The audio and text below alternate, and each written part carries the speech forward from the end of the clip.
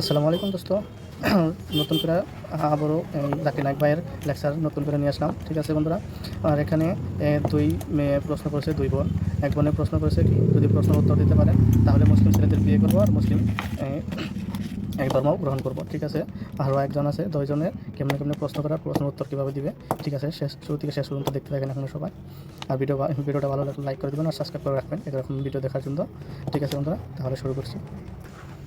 আমি এখানে সারিতা দেখতে মেরি। পাচ্ছেন শুরু হয়ে আমি গেছে। একটি প্রাইভেট কোম্পানিতে অ্যাডমিনিস্ট্রেশন ম্যানেজার হিসেবে কাজ করি এবং আমি ইসলাম গ্রহণ করতে চাই।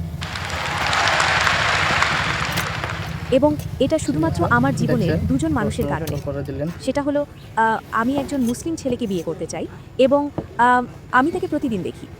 সে যেভাবে মুসলিম মানুষের ছেলেকে সাথে বিয়ে কথা করবে। বলে এবং তার সরলতা এবং সে খুব ধার্মিক। দ্বিতীয় ব্যক্তিটি হবেন মিস্টার জাকির। এর কারণ হলো আমি তার বক্তব্য দেখছি এবং ঠিক আছে। সব ধর্ম সম্পর্কে জানাটা মাশাআল্লাহ, খুব তথ্যবহুল। মাশাআল্লাহ। আমি ইসলাম গ্রহণ করার আগে আমার আপনার কাছে স্পষ্ট করার জন্য একটি প্রশ্ন আছে। সেটা হলো মাদার মেরি অর্থাৎ মেরি, যিশুর মা, তাকে কোরআনে কিভাবে বর্ণনা করা হয়েছে? মাশাআল্লাহ বোন, একজন ধার্মিক মানুষকে দেখে ইসলামের প্রতি মুগ্ধ হয়েছেন। ইসলামে মাদার মেরিকে কীভাবে বর্ণনা করা হয়েছে এবং তার মর্যাদা কী, আপনি যদি তুলনা করেন মাদার মেরি আল্লাহ তার প্রতি সন্তুষ্ট হন। তার সম্পর্কে কোরআন এবং বাইবেলে কি উল্লেখ আছে? কোরআনে একটি সম্পূর্ণ অধ্যায় আছে, একটি পূর্ণ সূরা আছে যার নাম মারিয়াম, যীশুখ্রিস্ট আলাইহিস সালামের মায়ের নামে মারিয়াম। আপনি যদি বাইবেলের সব বই পড়েন, সেটা ওল্ড টেস্টামেন্ট হোক বা নিউ টেস্টামেন্ট, সেটা প্রোটেস্ট্যান্টদের 66টি বই হোক বা ক্যাথলিকদের 73টি বই, এমন একটি বইও নেই যার নাম মেরির নামে রাখা হয়েছে। কিন্তু কোরআনে একটি পূর্ণাঙ্গ অধ্যায় আছে যার নাম মারিয়াম, আল্লাহ তার প্রতি সন্তুষ্ট হন। এবং আপনি যদি যীশুখ্রিস্ট আলাইহিস সালামের জন্মের গল্পটি বিশ্লেষণ করেন, বাইবেল এবং কোরআনে উল্লেখ করা অনুযায়ী দুটো আলাদা, মোটের উপর সেগুলো একই, কিন্তু সূক্ষ্ম বিষয়গুলো যদি আপনি লক্ষ্য করেন, উদাহরণস্বরূপ আপনি যদি বাইবেল পড়েন, সেখানে বলা আছে যে যখন প্রথম ফেরেশতা জিবরাইল আসেন এবং মাদার মেরিকে বলেন যে তোমার একটি ছেলে হবে, তখন তিনি উত্তর দেন, কিভাবে আমার ছেলে হবে যেখানে আমি কোনো পুরুষকে চিনি না? কোনো পুরুষকে চিনি না মানে হলো শারীরিকভাবে। একই জিনিস কোরআনে, আপনি যদি কোরআনে সূরা আল ইমরানের অধ্যায় নম্বর 3 আয়াত নম্বর 42 থেকে 47 পড়েন, যেখানে মাদার মেরি মারিয়াম আলাইহিস সালাম তিনি বলেন যে কিভাবে আমার ছেলে হবে যখন কোনো পুরুষ আমাকে স্পর্শ করেনি, তখন প্রধান ফেরেশতা জিবরাইল উত্তর দেন কুন ফায়াকুন, যখন আল্লাহ কোনো বিষয়ে সিদ্ধান্ত নেন এবং বলেন হও আর তা হয়ে যায়। তো কোরআনে বলা আছে যখন মাদার মেরি প্রশ্ন করেন যে কিভাবে আমার ছেলে হবে যখন কোনো পুরুষ আমাকে স্পর্শ করেনি, তার মানে হলো কোনো পুরুষ তাকে শারীরিকভাবে স্পর্শ করেনি। তখন প্রধান ফেরেশতা জিবরাইল উত্তর দেন যখন আল্লাহ কোনো বিষয়ে সিদ্ধান্ত নেন এবং বলেন হও আর তা হয়ে যায়। বাইবেলে প্রধান ফেরেশতা জিবরাইল উত্তর দেন যে পবিত্র আত্মা তোমার কাছে আসবে। তো যখন একজন মানুষকে ভাবতে হয় যে পবিত্র আত্মা মেরির কাছে এসে কি করবে, তো এটা আপনার মনকে এদিক ওদিক ভাবতে দেয়। এটা আপনার মনকে এদিক ওদিক ভাবতে দেয় যে পবিত্র আত্মা মেরির কাছে এসে কি করবে, অর্থটা একই।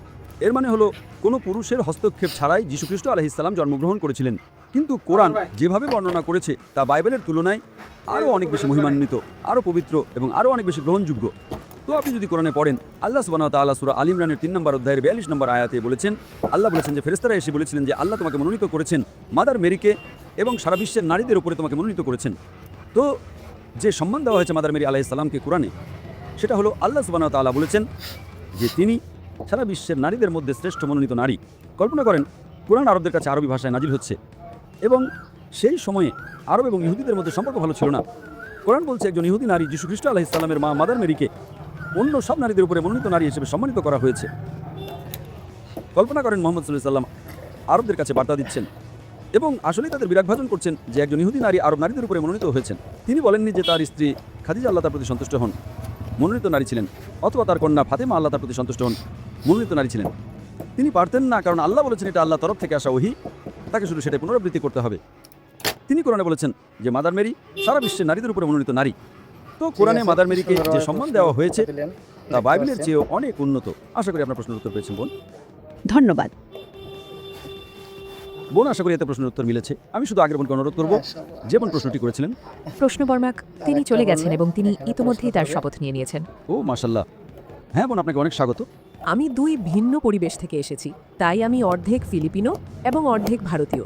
তো আর আমার বেস্ট ফ্রেন্ড আমাকে এখানে নিয়ে এসেছে। আমি ইসলাম সম্পর্কে সব কিছু বিশ্বাস করি, আমার আর কোনো সন্দেহ নেই, কিন্তু আমি শুধু চাই আপনি আমাকে সাহায্য করুন।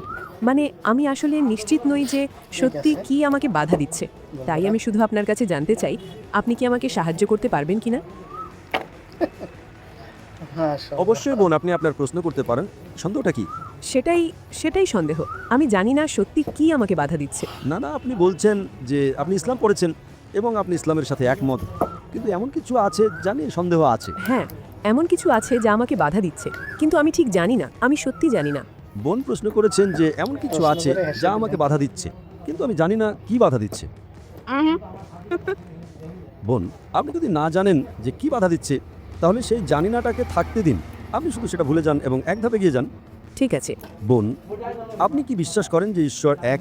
হ্যাঁ, আমি বিশ্বাস করি। আপনি কি বিশ্বাস করেন যে মূর্তি পূজা নিষিদ্ধ? আমি বিশ্বাস করি। আপনি কি বিশ্বাস করেন যে যিশু আলাইহিসসালাম ঈশ্বর নন?